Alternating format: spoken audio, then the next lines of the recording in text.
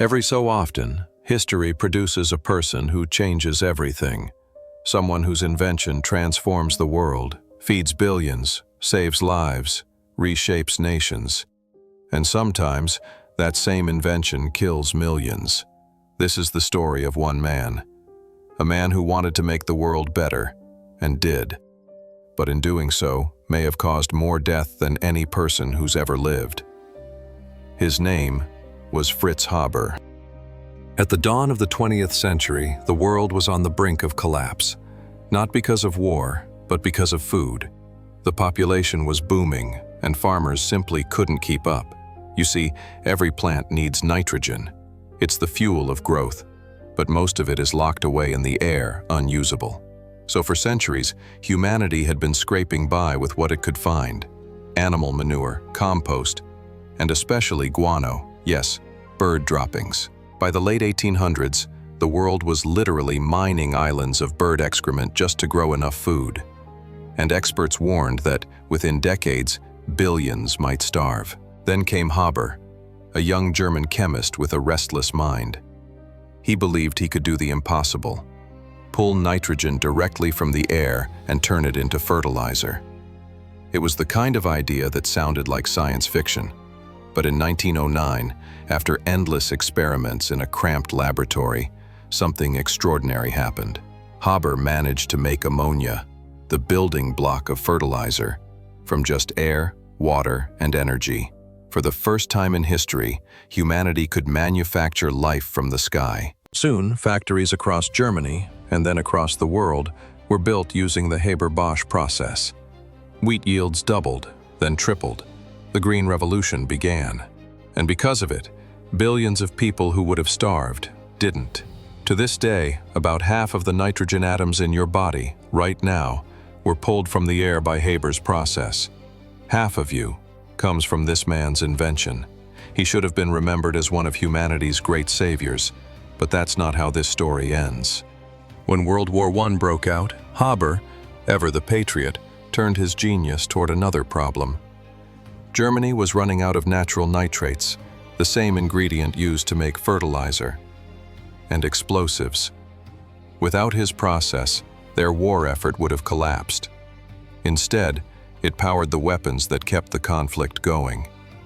And then, something darker. Haber began experimenting with poison gas.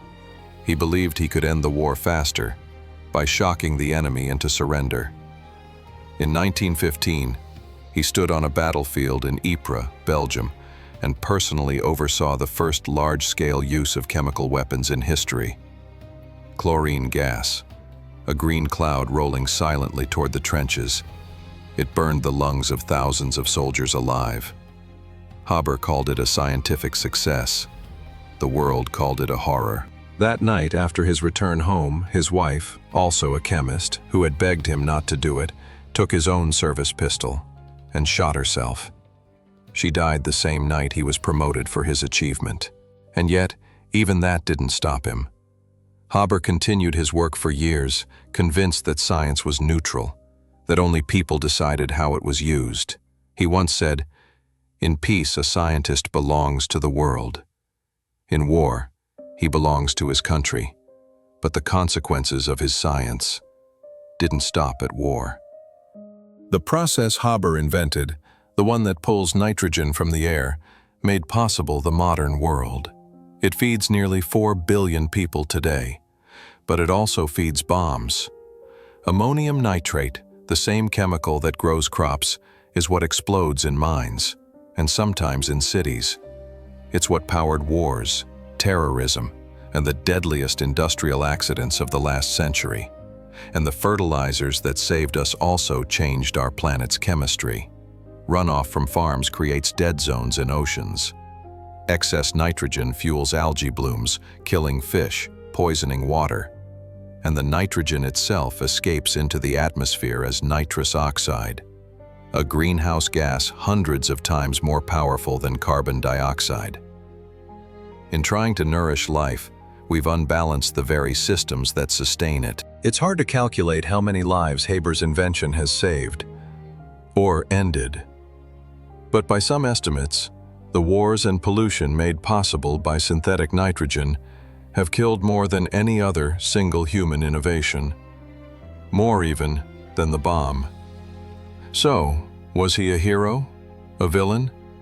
Or just a man, trying to solve a problem, unable to see the bigger one he'd create?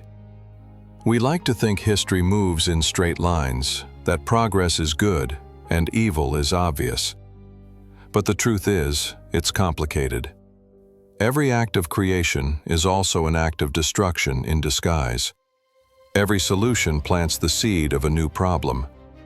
Fritz Haber wanted to feed the world, and he did. He also helped teach us that the power to shape nature can't be separated from the responsibility to understand it. If you ate food today, there's a part of him in you. The man who turned air into bread, and, perhaps without meaning to, became the man who accidentally killed the most people in history. Because sometimes, the most dangerous thing isn't hatred. It's good intentions, combined with genius.